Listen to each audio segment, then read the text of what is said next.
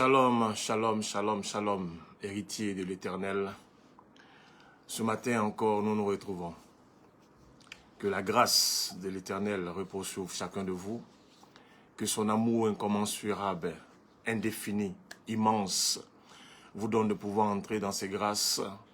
Que véritablement, sa main puissante se lève de son trône pour agir dans vos vies afin de vous protéger, vous éloigner de toutes choses qui ne confessent point son nom. Et qui vous donne de pouvoir véritablement vivre comme il se doit afin d'être heureux, heureuse sur cette terre des hommes. Aujourd'hui encore, nous allons échanger, parler de notre Seigneur. Bien-aimé, il est important.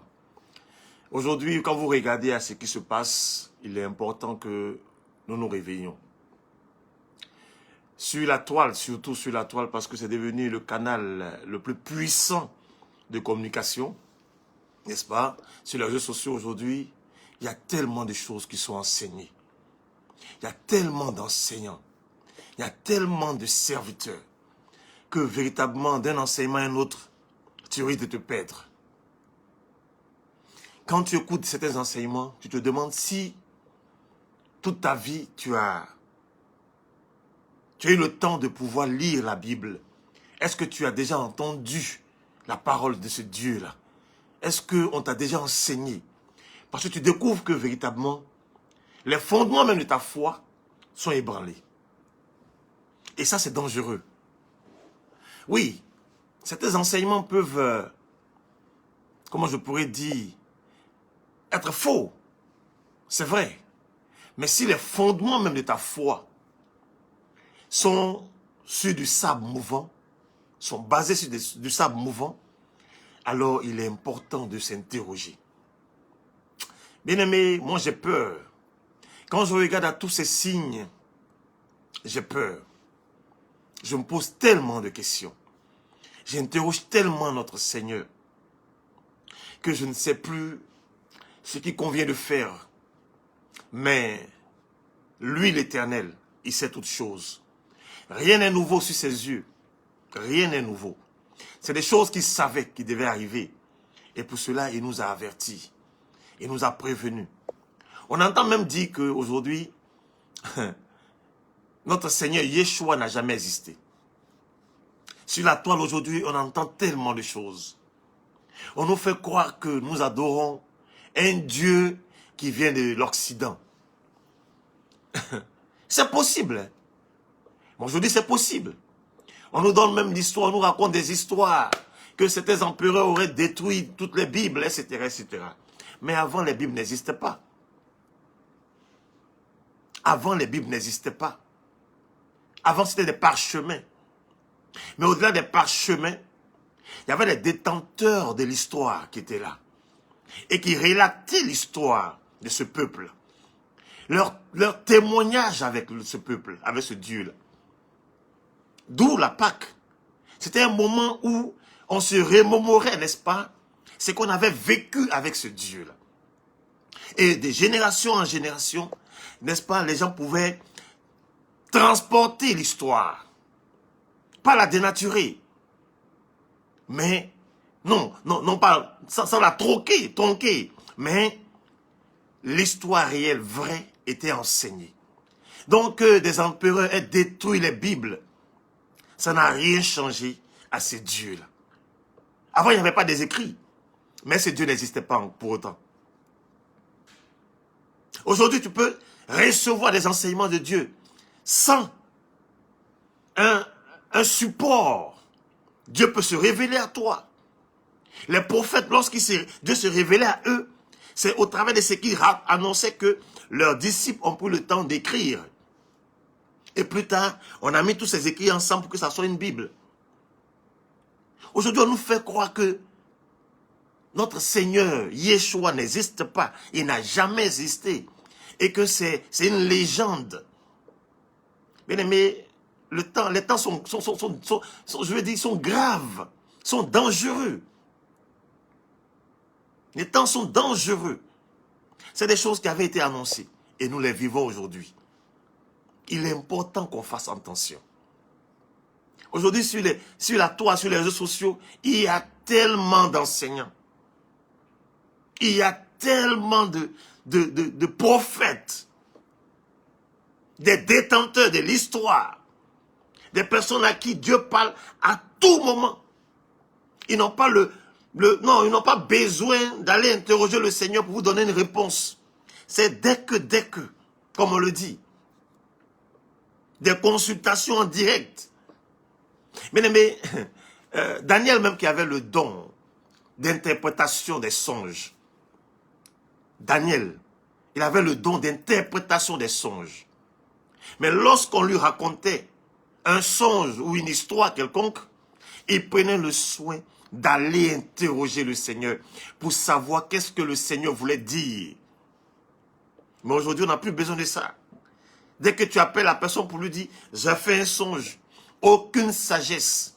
Il te donne une révélation, il te donne une explication. Les temps sont fâcheux. Moi, c'est l'histoire, et chacun peut raconter son histoire. Des choses ont été faites, c'est vrai, c'est possible.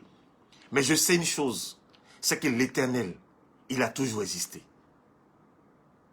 Je sais une chose, c'est qu'il n'a pas besoin de toutes ces choses-là pour se manifester. Il est le même hier, aujourd'hui, éternellement. Et celui en qui j'ai misé ma foi, celui en qui je crois, c'est un Dieu qui se révèle, un Dieu qui parle. Depuis cet temps, je vous assure, si vous allez sur la toile, il y a de ces savants, des écrivains, de ces chercheurs qui sont venus et qui veulent démontrer, qui démontrent même que notre Seigneur Jésus n'a jamais existé. Mais ça avait été déjà annoncé. Hein. Et le but de cet enseignement d'aujourd'hui, c'est parce que le Seigneur, j'ai entendu pas mal de personnes, pas mal de prédicateurs dire que le salut ne se perd pas. Ça m'a interpellé. Je me suis posé des questions et j'ai posé des questions à mon Seigneur pour comprendre. Donc, est-ce que, selon ce que j'entends, dès l'instant où je crois en toi, c'est fini. Je suis sauvé à jamais. Quel que soit ce que je pourrais faire, c'est fini. Il m'a ramené dans sa parole. Et c'est pourquoi aujourd'hui, nous allons ensemble. Je crois que nous avons déjà eu un direct sur le salut. Mais nous allons encore parler. Qui peut être sauvé? Le thème d'aujourd'hui, c'est qui peut être sauvé? Et le sous-thème, c'est est-il interdit à un père de déshériter son enfant? Est-il interdit à un père de déshériter son enfant? Si nous réussissons au sortir de cet enseignement à trouver des réponses à ces questions-là, questions fondamentales, alors nous serons orientés. Mais souvent, on n'a pas les bonnes réponses parce que nous posons de mauvaises questions. Si nous ne posons pas de bonnes questions, il est clair que nous n'aurons pas de bonnes réponses et nous ne pourrions pas être orientés. Voyez-vous, j'aime les polars, les films policiers, comment les enquêtes sont diligentées, sont menées. Il y a une question qui revient toujours à la bouche des bons inspecteurs, c'est à qui profite le crime?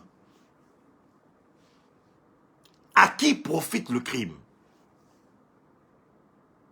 Si tu as trouvé la réponse à cette question, alors facilement, tu es orienté pour savoir qui a commis le crime.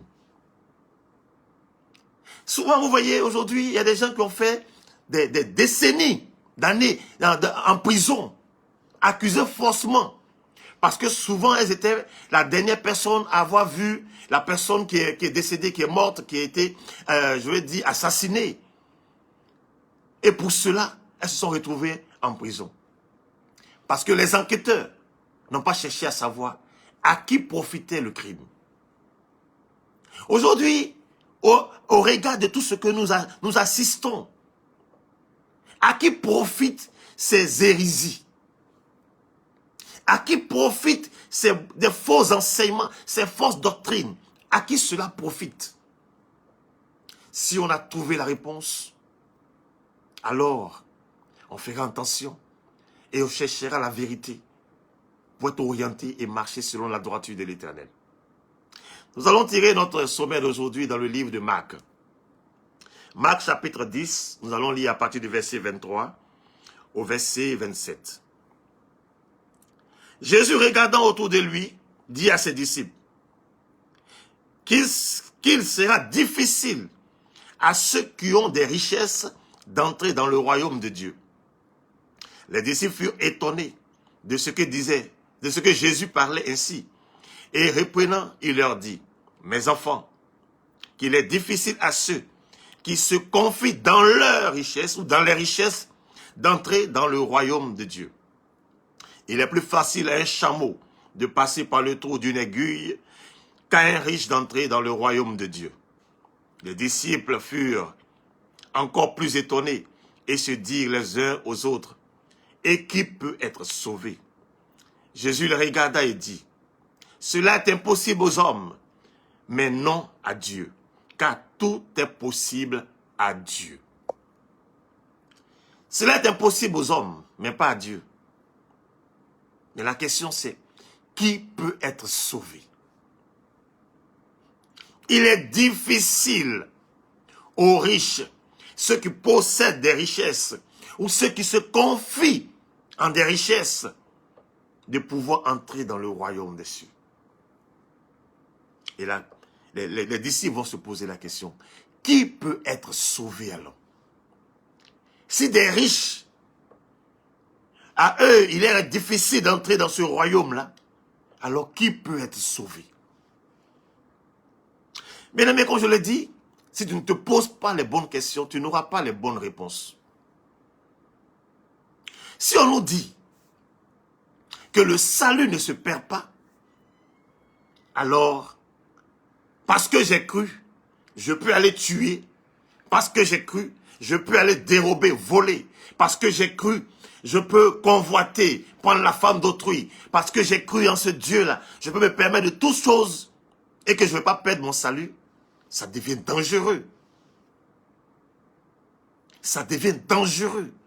On est en train de préparer, de former, de transformer des personnes pour devenir des dangers potentiels pour le peuple de Dieu.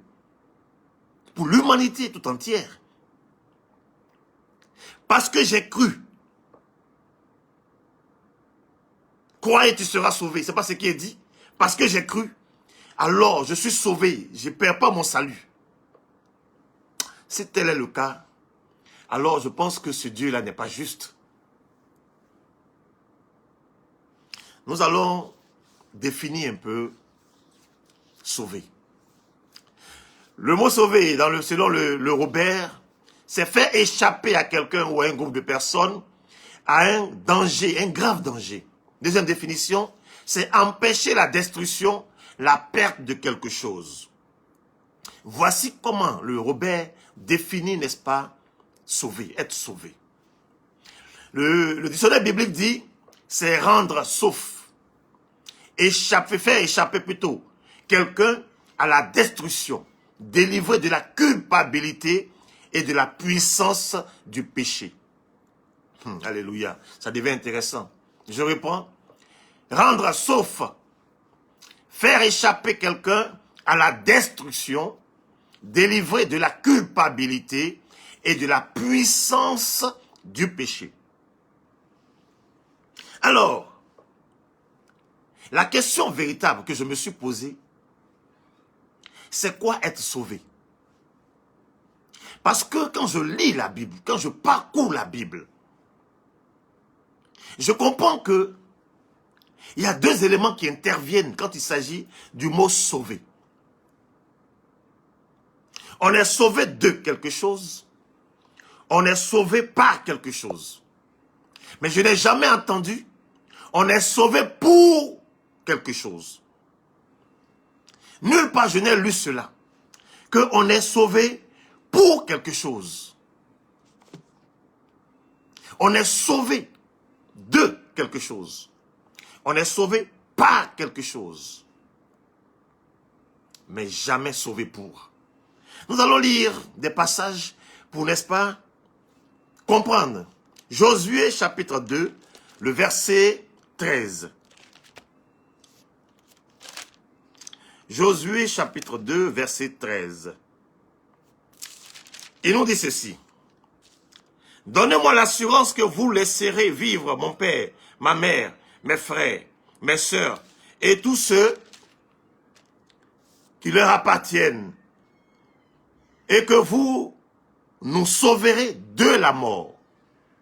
Vous nous sauverez de la mort. On sauve de quelque chose. On va lire encore 1 Samuel chapitre 10 verset 19. Il dit, c'est bien ça, hein? 10, 19. Et aujourd'hui, vous rejetterez votre Dieu. Qui vous a délivré de tous vos maux et de toutes vos souffrances. Et vous lui dites, établis un roi sur nous. Présentez-vous maintenant devant l'Éternel, selon vos tribus et selon vos milliers. Alors, comme il le dit ici, le peuple dit à Samuel, dit à notre Dieu, n'est-ce pas, de nous établir un roi. Et il leur rappelle que, verset 19, il vous a délivré de vos maux et de toutes vos souffrances. Bien-aimés, on délivre de quelque chose. Psaume 17, verset 7. Signale ta bonté, toi qui sauves ceux qui cherchent un refuge, et qui, par ta droite, les délivre de leur adversaire. On délivre de son adversaire, on délivre de l'oppresseur. Comme on a dit dans la définition, c'est faire échapper à quelqu'un un danger, une destruction. Non, on délivre de quelque chose. Est-ce qu'on me suit? C'est très important. Nulle part dans la Bible, je peux l'avoir peut-être pas vu, mais nulle part j'ai lu que quelqu'un est sauvé pour le royaume des cieux. On est sauvé de quelque chose. On va lire encore un passage, Actes des Apôtres. Le chapitre 11, on va lire à partir du verset 12.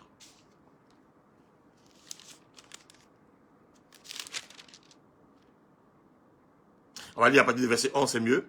Et il vit le ciel ouvert et un objet semblable à une grande nappe attachée par les quatre coins, qui descendait et s'abaissait sur la terre. Et où se trouvaient tous les quadrupèdes et les reptiles de la terre et les oiseaux du ciel. Et une voix lui dit, lève-toi, tue et mange.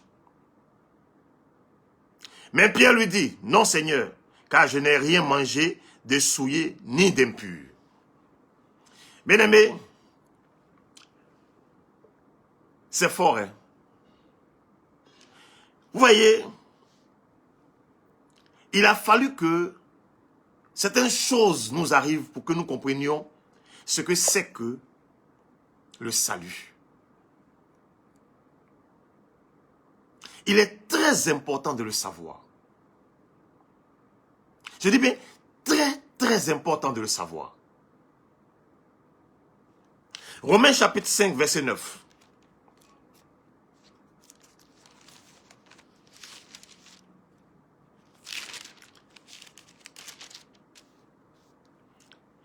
À plus forte raison donc, maintenant que nous sommes justifiés par son sang, serions-nous sauvés par lui de la colère? Quand je réfléchis, je me pose tellement de questions. Le Seigneur nous délivre de par quelque chose. Il nous délivre par sa parole. Il nous délivre par sa main puissante. Mais il nous délivre de quoi? Il nous délivre de quoi? Si on n'a pas compris de quoi il nous délivre, alors on pensera que comme nous avons été sauvés, alors c'est fini. C'est fini. Nous sommes sauvés à jamais. Non. Nous étions dans une posture, nous étions dans une position qui ne glorifiait pas son nom. Nous étions sous occupation. Nous étions assujettis. Nous étions égarés. Une domination. Et il vient nous sauver de cela. Il nous sauve de cela, de nos ennemis, de nos adversaires, de l'oppression. Mais est-ce que cela signifie que nous allons hériter de facto au royaume des cieux? Quand j'entends certaines personnes le dire, moi je n'en suis pas convaincu. Moi, je n'en suis pas convaincu. Et la Bible non plus ne me dit pas cela. La Bible m'enseigne que quand tu es délivré de quelque chose, de ce poids qui pesait sur toi, de la culpabilité qui te rendait captif, alors tu dois changer de voie afin de pouvoir hériter du royaume des cieux. Qui peut être sauvé? Mais n'importe qui peut être sauvé. Quiconque croit est sauvé. Il y a des gens qui n'ont pas cru même qui ont été sauvés. Sarah n'a pas cru au message de l'ange. Elle n'a pas cru. Mais elle a été délivrée de la stérilité. C'est ça. Elle est sauvée de la stérilité. Sauvée de quelque chose. Donc, il y a des gens qui n'ont même pas cru, mais qui ont été sauvés. N'importe qui peut être sauvé. Lisons Joël chapitre 2. À partir du verset 30. Je ferai paraître des prodiges dans les cieux et sur la terre, du sang, du feu et des colonnes de fumée. Le soleil se changera en ténèbres et la lune en sang, avant l'arrivée du jour de l'Éternel, de ce jour grand et terrible. Alors, quiconque invoquera le nom de l'Éternel sera sauvé. Quiconque invoquera le nom de l'Éternel sera sauvé. Le salut sera sur la montagne de Sion et à Jérusalem, comme a dit l'Éternel, et parmi les réchappés que l'Éternel appellera. Parmi les réchappés. Le mardi prochain, nous allons développer un autre thème concernant l'élection. Parce que j'ai compris qu'il y avait une confusion qui était faite dans la compréhension des Écritures. Il y a ceux qui sont sauvés. Il y a ceux qui sont rachetés, réchappés. Et il y a ceux qui sont élus. Ce n'est pas pareil. Ce n'est pas pareil. Donc ceux-là qui invoquent le nom de ce Seigneur-là seront sauvés. Actes des Apôtres chapitre 16, verset 30 à 31. Je lis la parole. Il les fit sortir et dit, Seigneur, que faut-il que je fasse pour être sauvé? Paul et Silas répondirent, crois au Seigneur Jésus et tu seras sauvé, toi et ta maison. Ce passage même doit nous interpeller. Toi et ta maison. Alors que nous savons tous que le salut est personnel. Le jour du jugement, personne ne rendra compte pour sa famille, pour ses enfants. Personne. Chacun rendra compte pour ses actes. Est-ce qu'on peut rendre compte sur quelque chose qui est immatériel? On peut te juger sur quelque chose qui est immatériel. On te juge sur ce qui est matériel, sur des actes. La foi, elle est immatérielle. On ne peut te juger sur la base de la foi.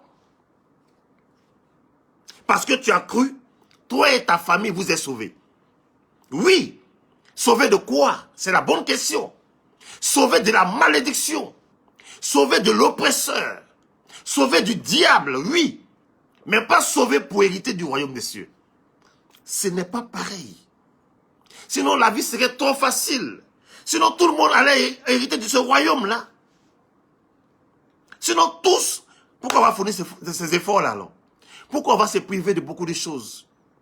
Si le simple fait d'avoir cru en ce Jésus nous donne de pouvoir entrer dans le royaume, pourquoi donc se priver de beaucoup de choses? Pourquoi? Pourquoi abandonner donc ce que nous faisions hier? Mais on peut croire en lui et puis continuer de faire ces choses-là. Beaucoup le font.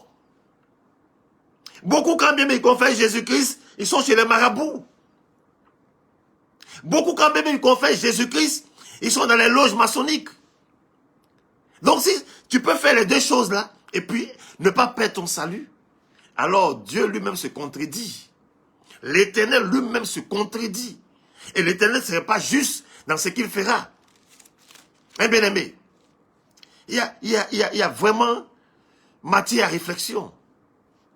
Actes des Apôtres, on va revenir encore dans Actes des Apôtres chapitre 2. On va lire le verset 41 au verset 47. Ceux qui acceptaient sa parole furent baptisés. Et en ce jour-là, le nombre des disciples augmenta d'environ 3000 âmes. Ils persévéraient dans l'enseignement des apôtres, dans la communion fraternelle, dans la fraction du pain et dans les prières. La crainte s'emparait de chacun et il se faisait beaucoup de prodiges et de miracles parmi les apôtres. Tous ceux qui croyaient étaient dans le même lieu et avaient tous tout en commun. Ils vendaient leurs propriétés et leurs biens et ils en partageaient le produit en tous, selon les besoins de chacun. Ils étaient chaque jour, tous ensemble assidus au temple. Ils rompaient le pain dans les maisons et prenaient leur nourriture avec joie et simplicité de cœur, louant Dieu et trouvant grâce auprès de tout le peuple. Le Seigneur ajoutait chaque jour à l'Église ceux qui étaient sauvés. Ceux qui étaient sauvés, c'est ceux-là qui avaient cru.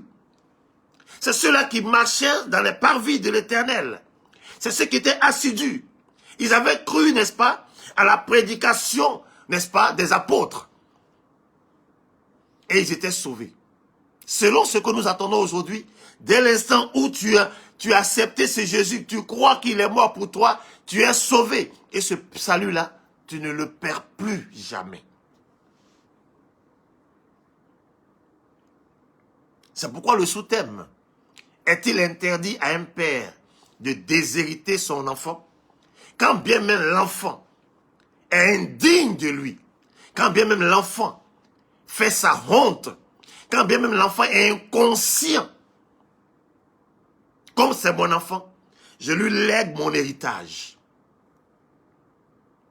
Sachant très bien qu'il va dilapider cet héritage-là et que les autres ne pourront pas en bénéficier.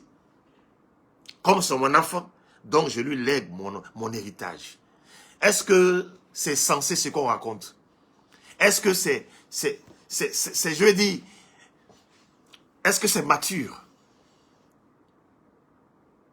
Comme c'est mon enfant, je suis obligé, je suis contraint, je suis condamné à lui donner mon héritage. Non. Je ne suis pas sûr que ce soit une obligation. C'est pourquoi en Afrique, ce n'est pas une chose que j'applaudis, mais le matriarcat existe. Si je regarde parmi mes enfants, que je vois que personne n'est digne de poursuivre, n'est-ce pas, le travail que j'ai fait, le travail que j'ai abattu pour amasser une fortune, et que si je leur confie cela, ils vont dilapider, je préfère encore le donner à un neveu. On s'en plaint, mais c'est mieux de donner à quelqu'un qui va perpétuer l'œuvre que de donner à une personne qui va la détruire. Je ne suis pas sûr. Il n'y a aucune loi qui oblige un père à déshériter son enfant. Si la loi des hommes le permet, alors ce n'est pas l'Éternel qui est au-dessus de toute loi qui sera obligé. Quand bien même quelqu'un marche selon le diable, quand quelqu'un décide d'appartenir au diable, il sera condamné de le garder dans ce salut-là.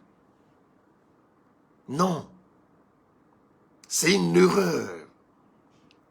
C'est un raisonnement qui n'a pas sa place. Qui peut sauver? Tout le monde peut être sauvé. On l'a vu, il y a des gens qui n'ont pas cru même. Il y a des gens qui ne vont pas à l'église, mais qui posent des actions recommandées par l'Éternel. Parce que l'Esprit de Dieu est en eux. Mais dans la Bible, il y a des gens qui ont été enlevés, non? J'ai dit, ils connaissaient... Il y avait quelle église en ce moment-là? Il y avait quelle église? À quel moment on parlait même de l'Éternel? Lisons un peu les Écritures. Aujourd'hui, on veut nous faire croire que dès que tu vas à l'église, tu es sauvé. Mais tu marches même en déphasage, en opposition à la parole de Dieu. Mais tu ne perdras pas de ce salut-là. Mais en ce moment-là, vous encouragez des gens dans la bêtise. Non, vous encouragez des gens dans la bêtise. Et ce n'est pas bon. Vous êtes en train d'égarer les enfants de Dieu. De quel salut s'agit-il? Oui, il est sauvé de la malédiction. Oui, elle est sauvée de la malédiction. Mais non, elle n'est pas sauvée pour hériter du royaume des cieux. Le royaume des cieux, là, il y a une toute autre démarche à avoir pour y entrer. Quand il nous dit qu'il sera difficile aux riches d'y accéder, oui, on voit forcément richesse comme étant des biens matériels. Bien aimé, l'intelligence est une richesse.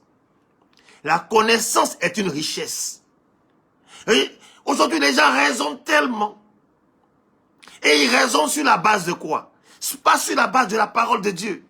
Sur la base de leur intelligence, de leur raisonnement, je dis, de leur connaissance intellectuelle.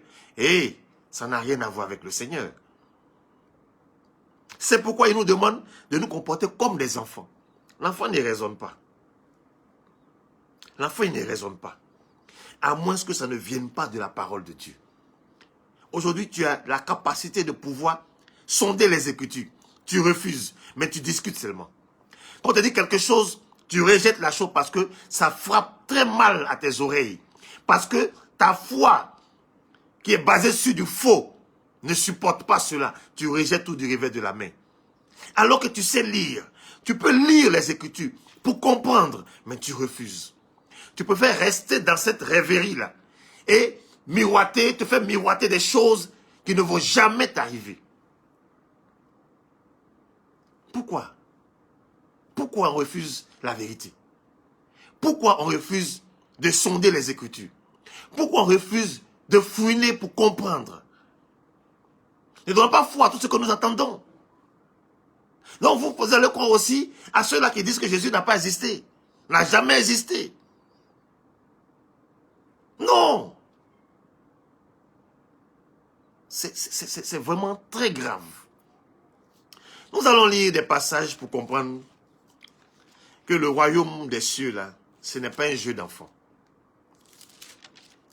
L'Éternel t'a sauvé de quelque chose, de la servitude. Et il te donne des recommandations que tu dois suivre pour entrer dans le royaume.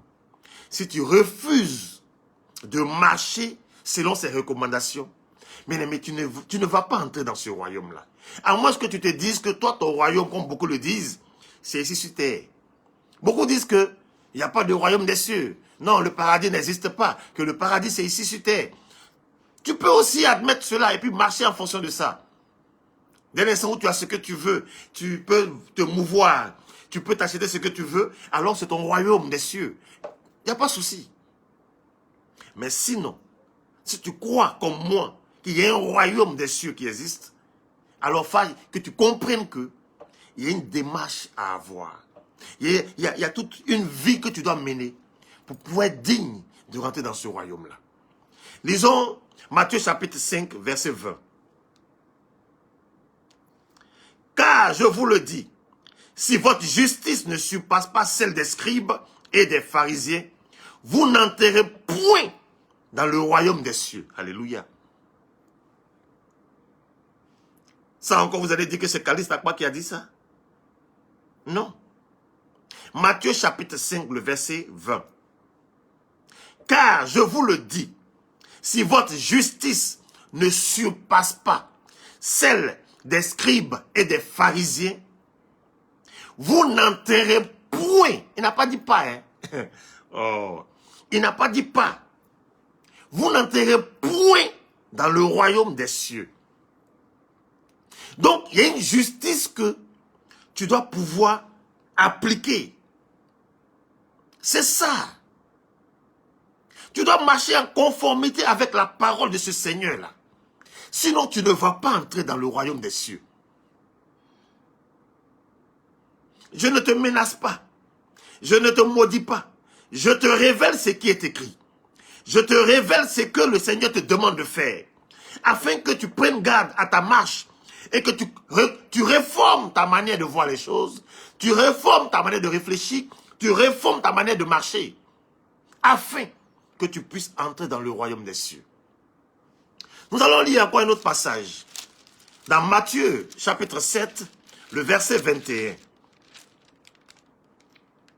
Il dit ceci.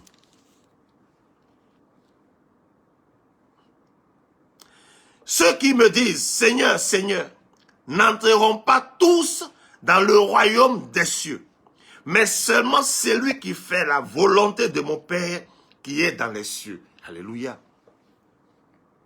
Ceux qui me disent, Seigneur, Seigneur, n'entreront pas tous. Pourquoi tous?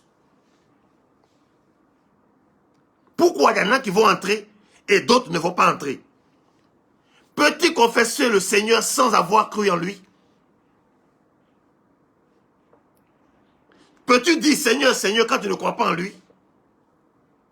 Ceux qui le disent là, c'est ceux qui croient en lui. Il y a des gens pour qui c'est difficile de sortir ce mot-là même. Mais là, il parle de ceux-là qui confessent son nom. Vous lisez la suite, vous allez voir. Il dit, plusieurs me diront en ce jour, Seigneur, Seigneur, n'avons-nous pas prophétisé en ton nom? N'avons-nous pas chassé des démons par ton nom? Et n'avons-nous pas fait beaucoup de miracles par ton nom? Alors je leur dirai ouvertement, je ne vous ai jamais connu. Retirez-vous de moi, vous qui commettez l'iniquité. Alléluia. Alors donc ça veut dire que tu peux accepter Jésus-Christ. Tu peux le confesser, tu peux même croire en lui. Mais si tu ne marches pas selon sa parole, si tu fais de toi l'iniquité, tu fais plutôt de l'iniquité, ton marche-pied ou du moins ta chemise, ton bâton de pèlerin, tu fais du péché, n'est-ce pas, ta seconde nature, ou bien comme on le dit, mais péché mignon, alors tu n'entreras point dans le royaume des cieux. Mais attends, alors de quel salut parle-t-on? Quel est ce salut qui ne se perd pas alors? Parce que ceux-là, c'est des gens qui ont cru en ce Seigneur-là. Et qui donc, par conséquent, sont sauvés. Ils ont cru en ce Seigneur-là. Ils sont sauvés. Mais ils n'entreront pas dans le royaume des cieux. Donc, ils ont perdu quoi? Quel salut ils ont perdu? Si tel est que selon vous, quand tu as accepté le Seigneur Jésus-Christ, tu es sauvé et que ce salut-là, tu ne peux pas le perdre.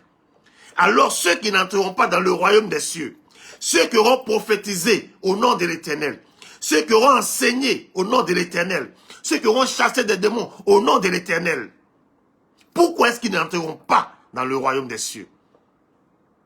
Pourquoi? Vraiment, bien-aimé, je t'exhorte à faire beaucoup attention. Il y a tellement de choses qui se disent. Comme il le dit, ils vont séduire même les élus. Même les élus. Beaucoup seront égarés. Parce qu'ils suivent n'importe qui.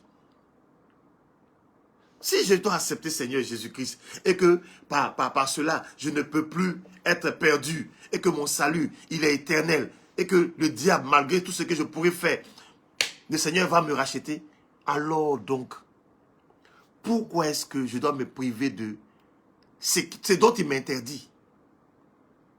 Je vais faire parce que je suis déjà sauvé. Je peux coucher une femme de mes amis. Je peux voler, je peux escroquer, je peux tuer, je peux faire ce que je veux, parce que je suis déjà sauvé. Ah non, la Bible n'a pas dit cela. La Bible ne l'a jamais dit. La Bible ne l'a jamais dit. On va lire Matthieu encore chapitre 8, le verset 12. Mais les fils du royaume seront jetés dans les ténèbres du dehors, où il y aura des pleurs et des grincements de dents. Les fils du royaume. Ça m'a interpellé. Les fils du royaume. Il ne parle pas des royaumes, du royaume des cieux. Il dit les fils du royaume. Le royaume, c'est ce monde dans lequel nous sommes, hein, bien-aimés. Il y a une différence entre le royaume de Dieu et le royaume des cieux. Alléluia. Il est très important. Ici, ceux qui rentreront dans le royaume des cieux, ils ne seront pas jetés dans la géhenne, où il y aura des pleurs et des grincements de dents. Mais, les fils du royaume, ceux qui ont été sauvés parce qu'ils ont cru, ils deviennent fils du royaume. Mais ils ne sont pas fils du royaume des cieux. Alléluia. Lisons encore un autre passage. Matthieu 13, verset 11. On s'amuse avec la parole de Dieu. Tout le monde veut enseigner. Tout le monde veut enseigner. Le verset 11 du chapitre 13, il dit, Jésus leur dit, parce qu'il vous a été donné de connaître les mystères du royaume des cieux, et que cela ne leur a pas été à eux donné. Vous comprenez? Donc, pour comprendre que il y a un mystère. Le royaume des cieux, là, c'est un mystère. Il y a une différence entre le royaume des cieux et le royaume de Dieu. Je réponds. Jésus leur répondit, parce qu'il vous a été donné de connaître les mystères du royaume des cieux, et que cela ne leur a pas été donné. Car on donnera à celui qui a, et il sera dans l'abondance. Mais à celui qui n'a pas, on ôtera même ce qu'il a. C'est pourquoi je leur parle en parabole, afin qu'en voyant, ils ne voient pas, et qu'en entendant, ils n'entendent pas, ni ne comprennent. Lisons la parole de Dieu. Tu es sauvé de quelque chose.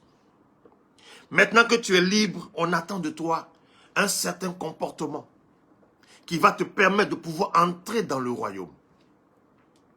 Mais si tu n'as pas ce comportement et que tu marches encore comme hier, n'espère pas entrer dans ce royaume-là. Tu feras partie de ceux qui seront rejetés. Ceux-là qui seront jetés dans la géhenne. Là où il y aura des pleurs et des grincements de dents. Bien-aimés, la parole de Dieu est tellement... Je ne sais pas comment je vais expliquer ça. Nous sommes tous dans Matthieu chapitre 18, les versets 3 à verset 4. Je vous le dis en vérité, si vous ne vous convertissez et si vous ne devenez comme les petits enfants, vous n'entrerez pas dans le royaume des cieux.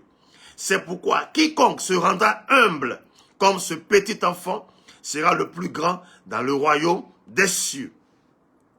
Et quiconque reçoit en mon nom un petit enfant comme celui-ci me reçoit moi-même, etc., etc. Vous pourrez lire et comprendre. Bien-aimés, la parole est claire. Si vous ne vous convertissez, et puis quoi encore, il ajoute, et ne devenez comme ces petits enfants. On raisonne beaucoup. On raisonne beaucoup. On pense que notre intelligence va nous donner de pouvoir comprendre la parole de Dieu. La parole de Dieu se comprend par l'Esprit de Dieu. C'est lui qui a inspiré des gens pour écrire. C'est poussé par le Saint-Esprit que des gens ont parlé de la part de l'Éternel. C'est l'Esprit de Dieu qui te donne l'explication des choses et non ton intelligence. Les enfants, ils ne se posent pas beaucoup de questions. Ils croient fermement, aveuglement. Et c'est pourquoi, quand vous remarquez, beaucoup diront que c'est le fruit d'un hasard. Mais quand il y a un danger, très souvent les enfants sont épargnés. Bien-aimé, je voulais que tu comprennes cela. C'est important. Hein? Lisons, vous lirez plutôt Matthieu chapitre 18, plutôt 13, le chapitre 13 et le chapitre 25. Vous allez comprendre comment le Seigneur fait, n'est-ce pas? Je pourrais dire, il présente le royaume des cieux. Le royaume des cieux. Vous allez voir un peu l'image qu'il vous donne du royaume des cieux. Aujourd'hui, les gens confondent, n'est-ce pas, le royaume des cieux et puis le royaume de Dieu. Il y a une grande différence. Matthieu chapitre 18, verset 7. On va lire le passage. Malheur au monde à cause des scandales, car il est nécessaire qu'il arrive des scandales. Mais malheur à l'homme par qui les scandales arrivent. Si ta main ou ton pied sont pour toi une occasion de chute, coupe-les et jette-les loin de toi. Mieux vaut pour toi entrer dans le royaume boiteux ou manchot que d'avoir 2 pieds ou 2 mains et d'être jeté dans le feu éternel. Si ton œil est pour toi une occasion de chute, arrache-le et jette-le loin de toi. Mieux vaut pour toi entrer dans la vie n'ayant qu'un œil que d'avoir 2 yeux et d'être jeté, n'est-ce pas, dans le feu de la géhenne. Gardez-vous de mépriser un seul de ces petits, car je vous dis que leur ange dans les cieux voit continuellement la face de mon Père qui est dans les cieux. Car le Fils de l'homme est venu sauver ce qui était perdu. Le Fils de l'homme est venu sauver ce qui était perdu. C'est pourquoi il nous donne l'image du berger qui, lorsqu'il perd, qui a 100 brebis, il perd une brebis, il va chercher, il abandonne les 99, il va chercher la seule brebis qui est perdue. Et sa joie est grande. Christ est venu sauver. Sauver ce qui était perdu. Sauver. Est-ce que dans les temps anciens, dans l'Ancien Testament, il n'y avait pas des gens qui croyaient en ce Dieu, qui confessaient ce Dieu, qui marchaient selon ce Dieu? Mais beaucoup étaient perdus. Beaucoup étaient perdus. Et il est venu pour sauver ceux-là qui étaient perdus. Et nous autres qui sommes entrés dans l'alliance, beaucoup aussi sont perdus. Beaucoup s'égarent. C'est pourquoi dans Matthieu 24, n'est-ce pas, verset 22, il dit, et si ces jours n'étaient abrégés, personne ne serait sauvé. Mais à cause des élus, ces jours seront abrégés. Si quelqu'un vous dit alors, le Christ est là, ou il est là, ne le croyez pas. Car il s'élèvera de faux Christ et de faux prophètes. Ils feront de grands prodiges et des miracles au point de séduire. S'il était possible, même les élus. Non, mais il y a des élus qui se perdent. C'est qui est un élu? Ça, c'est le thème du mardi prochain. On va parler de l'élection. Donc, si les élus peuvent se perdre, bien aimés, ce n'est pas ceux-là qui sont seulement sauvés. Tu es sauvé de la malédiction. Tu es sauvé de la malédiction. Mais est-ce que ta vie là reflète ce Seigneur? Est-ce que ta vie reflète ce Seigneur? Colossiens chapitre 2 versets 14 et 15. Il a effacé l'acte dont les ordonnances nous condamnaient et qui subsistait contre nous. Et il a éliminé en le clouant à la croix. Il a dépouillé les dominations et les autorités et les a livrées publiquement en spectacle en triomphant d'elles par la croix. Voilà ce que dit la Bible. C'est de ça que l'Éternel t'a délivré. Il t'a délivré de la malédiction. Il t'a délivré de l'acte qui te condamnait. Il a effacé cela. Désormais, tu es libéré, tu es sauvé.